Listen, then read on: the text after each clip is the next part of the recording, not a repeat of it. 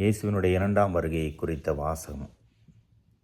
இயேசுவே அதை தன்னுடைய சீடர்களுக்கு சொல்கிறார்.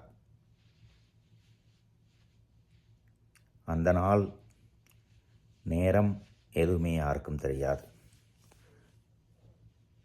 அவர் நிச்சயம் வருவார் என்று அவர் சொல்லியதனால் நாமும் அதை விசுவாசமாக ஏற்றுக்கொண்டு நம்முடைய விசுவாச பிரமாணத்திலே, நம்பிக்கை அறிக்கையிலே அறிக்கையிடுகிறோம்.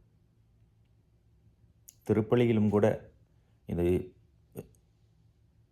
விசுவாசத்தின் மறைபொருள் என்று சொல்கிற பொழுது, ஆண்டவர் வரும் வரை அவரது உயிர்ப்பை அறிக்கையிடுவோம் என்று நாம் சொல்லி ஜெபிக்கிறோம்.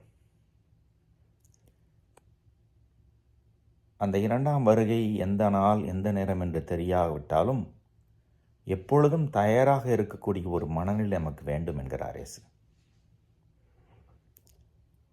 சாவை போலதான், சாவதற்கும் எப்பொழுது எங்கே நமக்கு தெரியாது. ஆனால் கடவுளை சந்திப்போம்.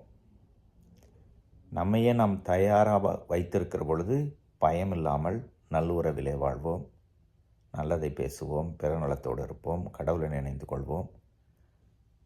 தவறுகள் பாவங்களோடு போராடி கொண்டிருந்தாலும் அதிலிருந்து மீண்டு வந்து நன்மையை பற்றி கொள்வோம்.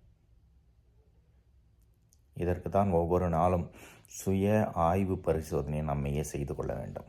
நான் தயாரா? இயேசுவை சந்திக்க தயாரா என்ற கேள்வியை கேட்டுக்கொண்டே இருந்தால் அதிலிருந்து நம்முடைய செயல்கள் நல்லதாக மாறும். இறைவன் என்னும் வாழ்த்து பெறுவாராக.